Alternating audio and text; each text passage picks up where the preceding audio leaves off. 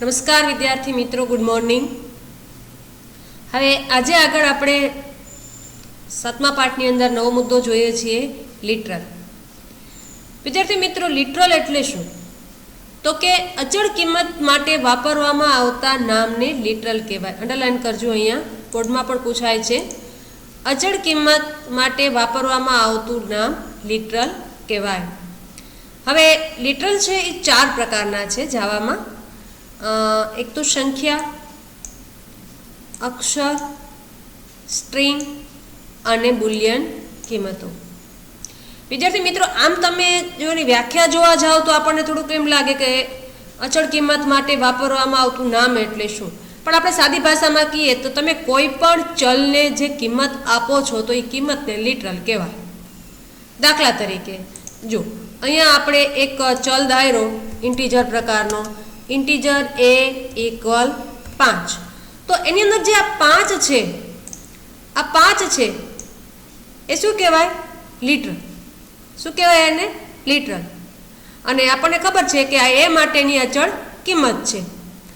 તો 4 પ્રકારના લિટરલ હોઈ શકે: સંખ્યા, એક અક્ષર, સ્ટ્રિંગ અને બુલિયન કિંમત. દાખલા તરીકે આપણે આવો એક ચલ ધાર્યો બુલિયન,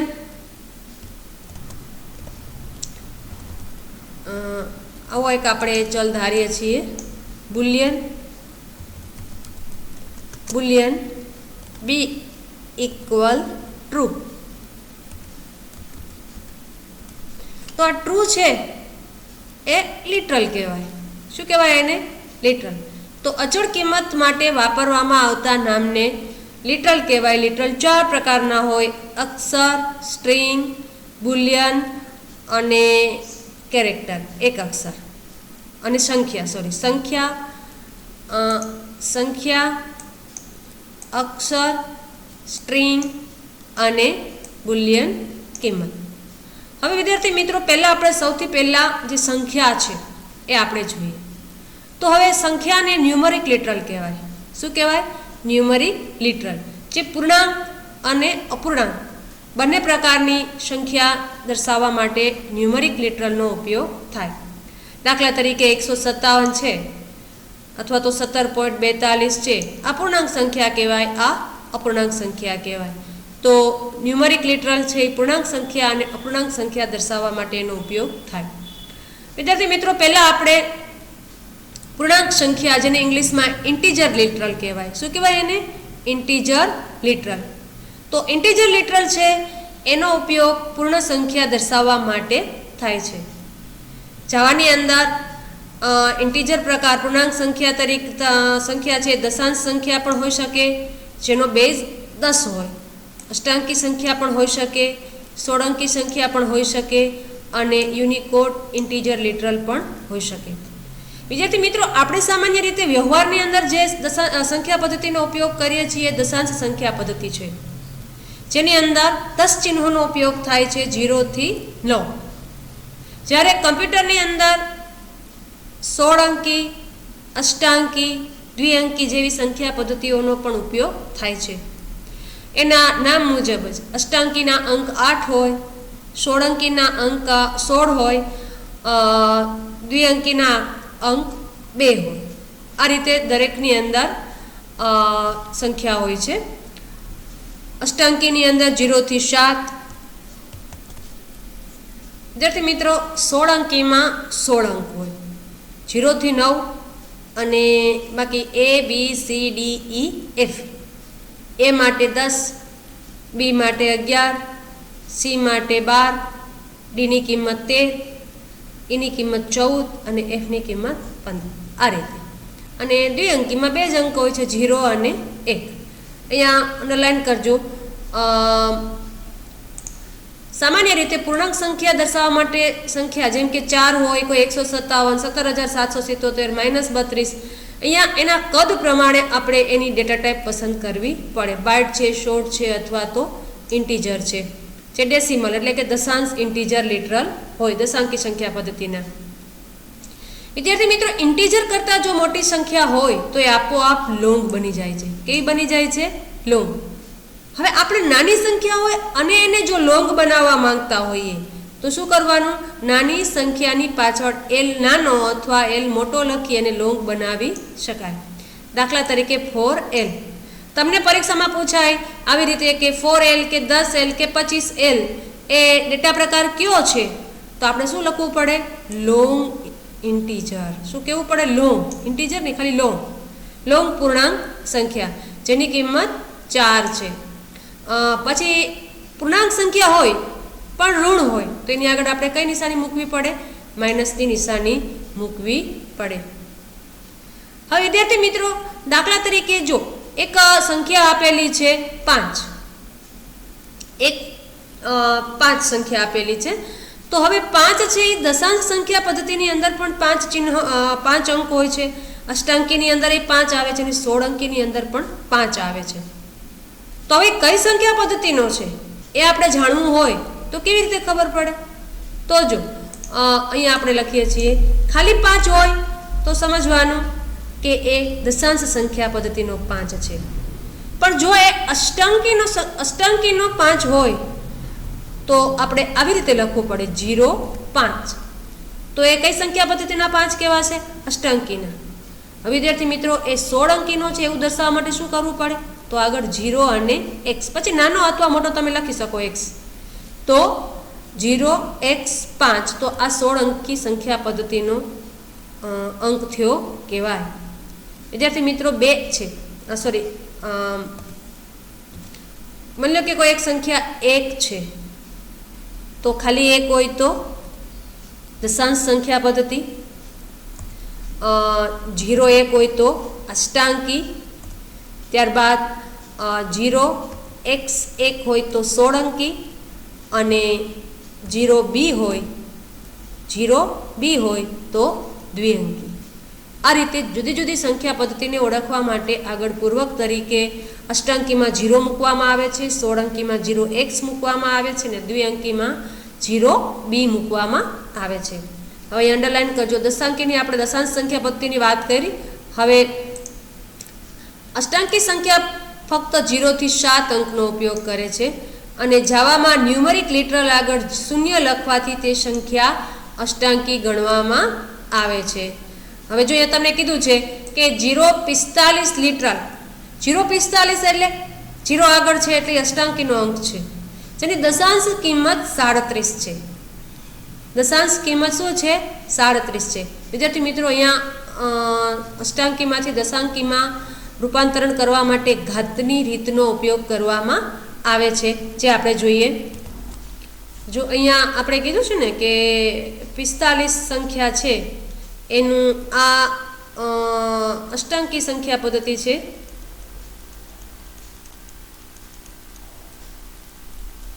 હવે એનું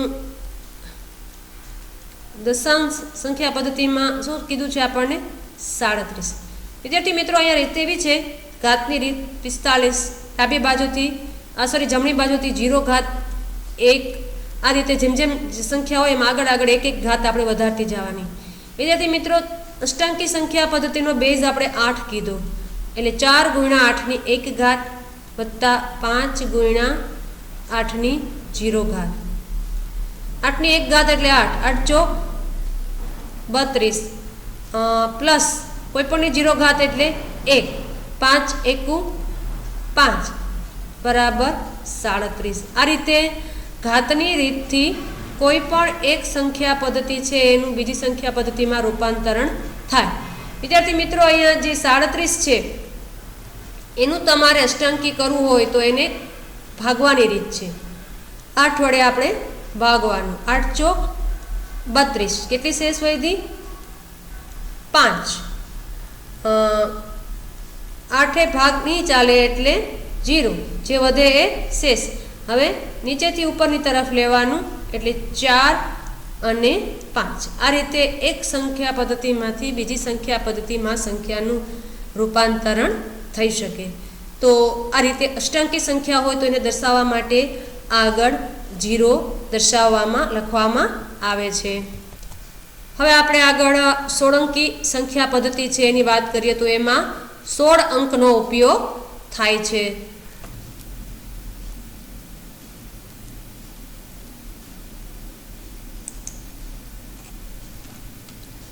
વિદ્યાર્થી મિત્રો, આપણે સોળંકીની વાત કરતા હતા.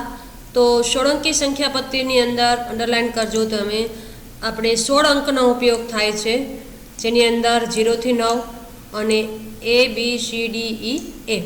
અહીંયા કેપિટલ અક્ષર કે નાના અક્ષર અદલા બદલી કરી શકાય છે. હવે અહીંયા A થી F મેં તમને વાત કરી એમ A થી F છે એ અનુક્રમે 10 થી 15 સંખ્યાને રજૂ કરે છે. જાવાની અંદર સોળંકી લિટરલ લખવા માટે સંખ્યાની શરૂઆતમાં શું લખવાનું? 0x, નાનો x લખો તો પણ ચાલે અથવા મોટો x લખો તો પણ ચાલે. અહીંયા ઉદાહરણ તરીકે 0x 45 સંખ્યા છે તો એ સોળંકી સંખ્યા પદ્ધતિનો છે, અથવા આ પણ એક 16 અંકી સંખ્યા પદ્ધતિની સંખ્યા છે 0xFF7A. કેરેક્ટર લિટરલમાં ખાસ કરીને અક્ષર લખવામાં સોળંકી સંખ્યા પણ યુનિકોડ અક્ષર તરીકે રજૂ કરવા માટે વપરાય છે. વિદ્યાર્થી મિત્રો, અહીંયા એનો કહેવાનો મતલબ એ છે કે એક અક્ષર, આપણે કીધું કે યુનિકોડ કોડિંગ સિસ્ટમનો અહીંયા ઉપયોગ થાય છે, તો એક અક્ષર લખવા માટે પણ અહીંયા સોળંકી સંખ્યા પદ્ધતિનો ઉપયોગ કરવામાં આવે છે. જો અહીંયા યુનિકોડ લિટરલ છે, યુ પછી 4 સોળંકી અંક વડે બનેલો હોય છે, એટલે કે માની આ 0x હોય તો સંખ્યા છે, પણ /u પછી 4 સોળંકીના અંક હોય તો સમજવાનું કે એ એક અક્ષર લખવા માટેની સંખ્યા છે. સમજાય છે? 0x હોય તો સંખ્યા છે અને /u પછી 16 અંકીનો કોડ હોય તો એ એક અક્ષરને રજૂ કરવા માટેનો કોડ હોય છે.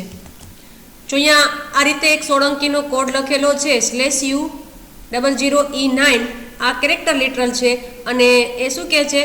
તીવ્ર ઉચ્ચારણ સ્વભાર સાથેનો ઈ યુનિકોડ અક્ષર છે. ઈ લખવા માટે આ રીતે યુનિકોડનો અક્ષર લખવામાં આવે છે. ત્યારબાદ વિદ્યાર્થી મિત્રો, જાવામાં દ્વિઅંકી સંખ્યા જેની અંદર 0 અને 1 અંક વપરાય છે, એને રજૂ કરવા માટે સંખ્યાની પહેલાં 0B લખવામાં આવે છે. દાખલા તરીકે 0B 10, 11, 0 એ દ્વિઅંકીની સંખ્યા છે. એવી જ રીતે 0B આ એક સંખ્યા છે, એ પણ કેની સંખ્યા છે? દ્વિઅંકીની. કારણ કે આગળ પૂર્વક એટલા માટે લખવા પડે છે કે દરેક સંખ્યા પદ્ધતિના અમુક અંકો છે એ બધામાં સમાન હોય છે માટે. હવે વિદ્યાર્થી મિત્રો, આપણે વાત કરીએ રિયલ નંબર લિટરલ. આપણે ન્યુમેરિક લિટરલની અંદર કીધું હતું ને, 2 પ્રકાર છે, ઇન્ટીજર લિટરલ અને રિયલ નંબર લિટરલ. બોર્ડમાં પૂછાયેલો પ્રશ્ન પણ છે વિદ્યાર્થી મિત્રો, રિયલ નંબર લિટરલને ફ્લોટિંગ પોઈન્ટ લિટરલ પણ કહેવાય. શું કહેવાય? ફ્લોટિંગ પોઈન્ટ લિટરલ પણ કહેવામાં આવે છે. હવે ફ્લોટિંગ પોઈન્ટ લિટરલ છે એ 2 સંકેત લિપિ વડે લખવામાં આવે છે. એક પ્રમાણભૂત જે આપણે ઉપયોગ કરીએ છીએ તે, અને બીજી છે વૈજ્ઞાનિક. પ્રમાણભૂત એટલે આપણે જો કોઈ પણ અપૂર્ણાંક સંખ્યાને લખવા માટે દશાંશ ચિહ્નનો ઉપયોગ કરીએ છીએ ને, જો અહીંયા આપ્યું છે પ્રમાણભૂત સંકેત લિપિમાં પૂર્ણાંક ભાગ અને અપૂર્ણાંક ભાગને દશાંશ ચિહ્નથી અલગ કરવામાં આવે છે. આ પણ બોર્ડમાં પૂછાય છે કે પૂર્ણાંક સંખ્યાને પ્રમાણભૂત સંકેત લિપિ મુજબ લખવા માટે નીચેનામાંથી કઈ નિશાનીનો ઉપયોગ થાય છે? તો દશાંશ ચિહ્ન. દાખલા તરીકે 12.37, પછી એ પ્લસ કે માઇનસ હોઈ શકે. જ્યારે વિદ્યાર્થી મિત્રો વૈજ્ઞાનિક સંકેત લિપિમાં સંખ્યા લખ્યા પછી ઈ નાનો અથવા ઈ મોટો અને એને ચિહ્નિત પૂર્ણાંક ઘાતાંક વડે લખવામાં આવે છે. આ રીતે 1.3E12, આનો મતલબ એવો થાય 1.3 ગુણ્યા 10⁻12. કોઈ નિશાની નથી એટલે પ્લસ.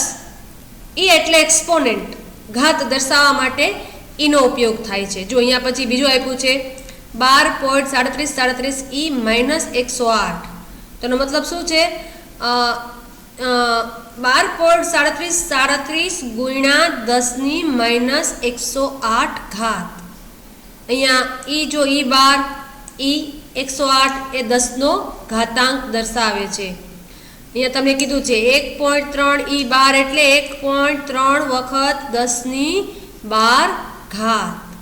વિદ્યાર્થી મિત્રો, ખાસ કરીને વૈજ્ઞાનિક માળખું છે એ અતિ મોટી સંખ્યા અથવા અતિ નાની સંખ્યા દર્શાવવા માટે વાપરી શકાય. ખૂબ જ અગત્યનું છે. વારંવાર અહીંયા ફ્લોટિંગ પોઈન્ટ લિટરલમાંથી પ્રશ્નો પૂછાયેલા છે. તો રિયલ નંબર ને શું કહેવાય તો કે ફ્લોટિંગ પોઈન્ટ લિટરલ પણ કહેવાય. કેટલી રીતે લખી શકાય છે ફ્લોટિંગ પોઈન્ટ લિટરલ તો કે 2 રીતે, કઈ પ્રમાણભૂત અને વૈજ્ઞાનિક પદ્ધતિ. પછી અહીંયા પણ એમ કહે છે કે વૈજ્ઞાનિક લિપિમાં ઈ છે એ શેનો નિર્દેશ કરે છે તો ઈ ઇંગ્લિશમાં હોય તો એક્સપોનેન્ટ કહેવાનું અને ગુજરાતીમાં હોય તો ઘાત. બીજું વિદ્યાર્થી મિત્રો આ પણ એક વારંવાર બોર્ડમાં પૂછાયેલો પ્રશ્ન છે. જાવામાં ફ્લોટિંગ પોઈન્ટ લિટરલનો પૂર્વ નિર્ધારિત પ્રકાર ડબલ છે. અહીંયા તમને એવું પૂછે જાવામાં ફ્લોટિંગ પોઈન્ટ લિટરલનો પૂર્વ નિર્ધારિત પ્રકાર કયો છે? ડબલ. વિદ્યાર્થી મિત્રો બે ફ્લોટિંગ પોઈન્ટ રકમને દર્શાવવા માટેની 2 ડેટા ટાઈપ છે, ફ્લોટ અને ડબલ. તો જાવામાં ફ્લોટિંગ પોઈન્ટ લિટરલને દર્શાવવા માટેનો પૂર્વ નિર્ધારિત પ્રકાર છે ડબલ. માટે જ્યારે લિટરલનો પ્રકાર ફ્લોટ હોય તો સંખ્યાની પાછળ આપણે એફ નાનો અથવા એફ મોટો ઉમેરવો પડે. જો આપણે એફ ના ઉમેરીએ તો આપણને એરર આવે. જો વિદ્યાર્થી મિત્રો આપણે આ રીતે એક ચલ ધાર્યો હોય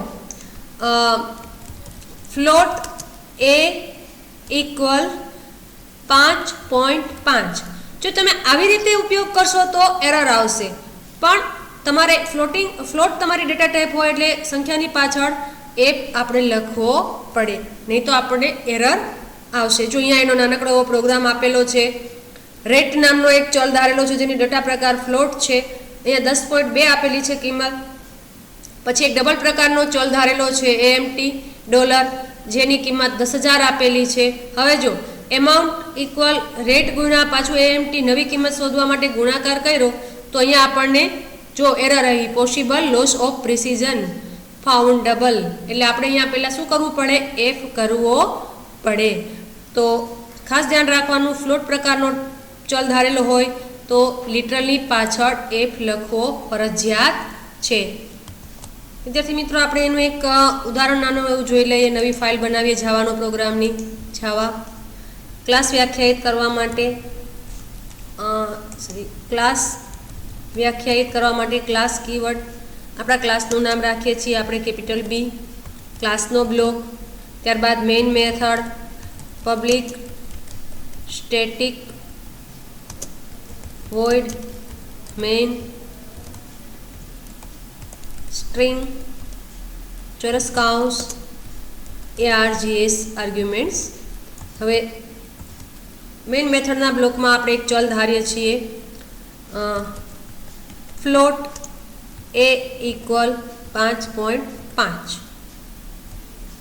ત્યારબાદ ડબલ બી ઇક્વલ 3.3.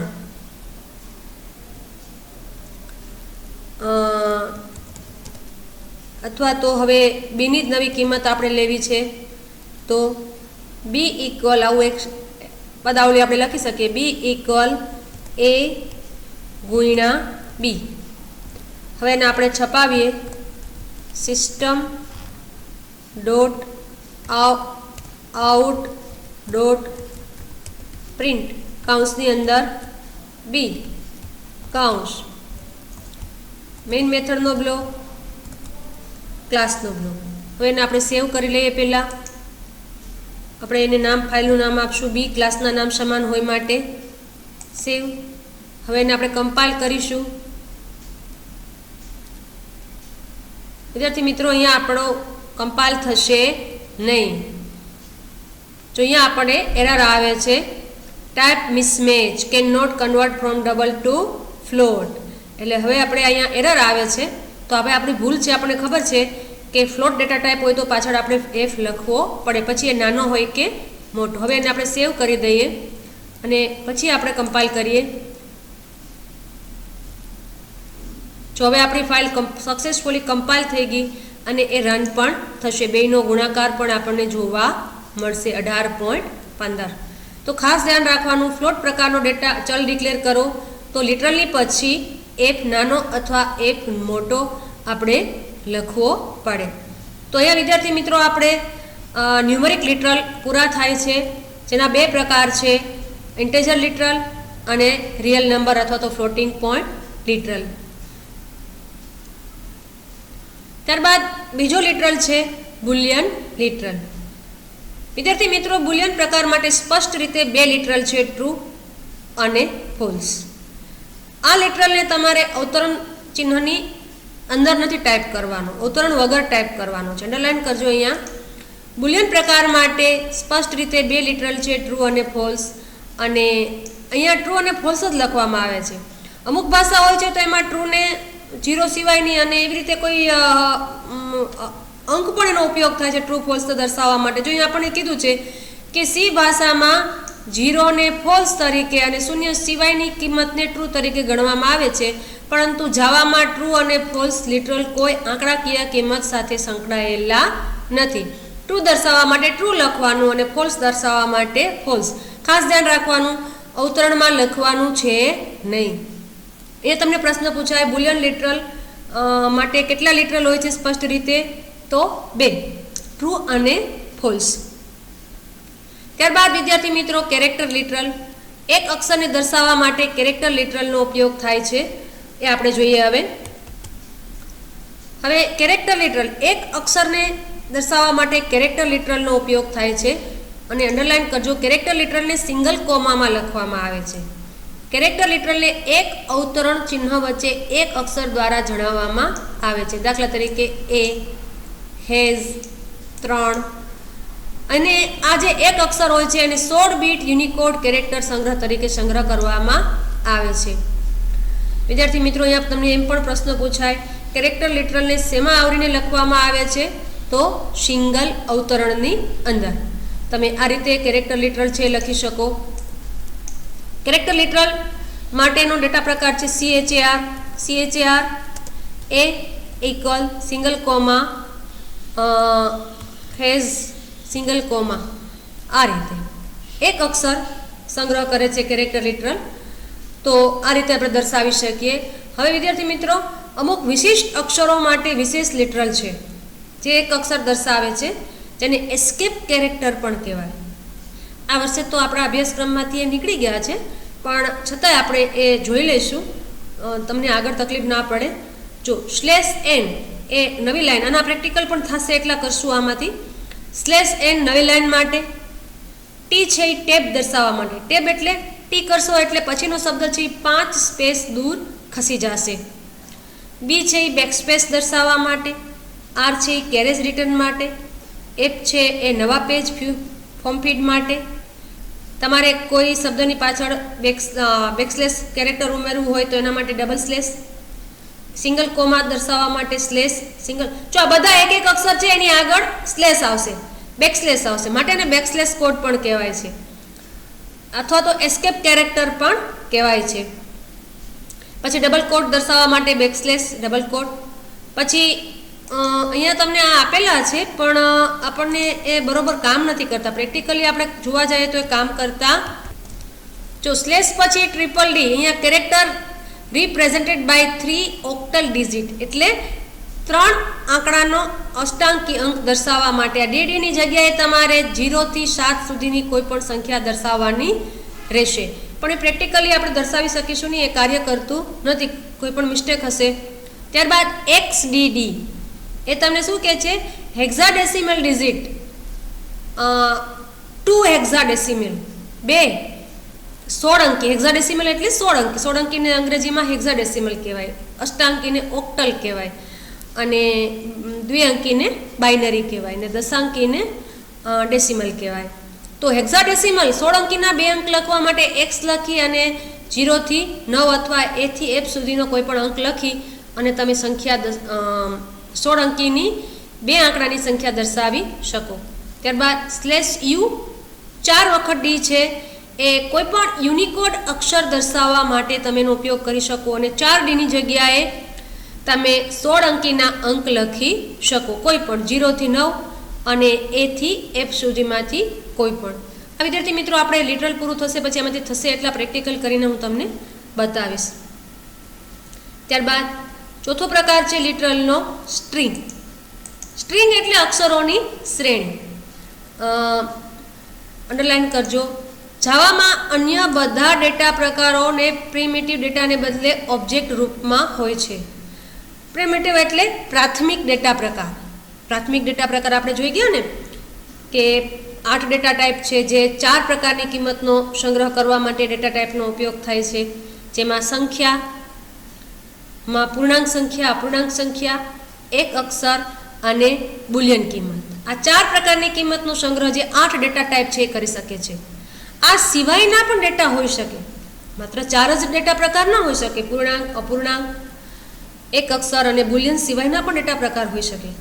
તારીખ હોય, કેલેન્ડર હોય, સમય હોય, અક્ષરોની શ્રેણી એટલે કે સ્ટ્રિંગ હોય, એરે હોય, આવા ઘણા બધા પ્રકારના ડેટા હોઈ શકે.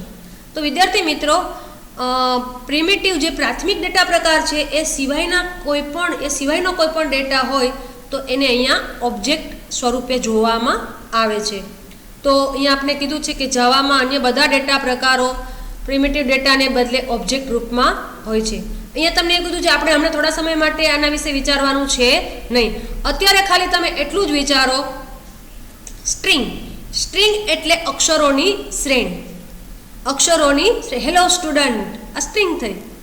તો આ અક્ષરોની શ્રેણી છે એને સ્ટ્રિંગ કહેવાય, અને સ્ટ્રિંગ છે એને ડબલ ઇન્વર્ટેડ કોમાની વચ્ચે લખવામાં આવે છે. જો અહીંયા આપણે કીધું છે code listing 7.1 balance string literal વાપરો છે. સ્ટ્રિંગ લિટરલ એ 2 અવતરણ ચિહ્નની વચ્ચે લખેલી અક્ષરોની એક શ્રેણી છે.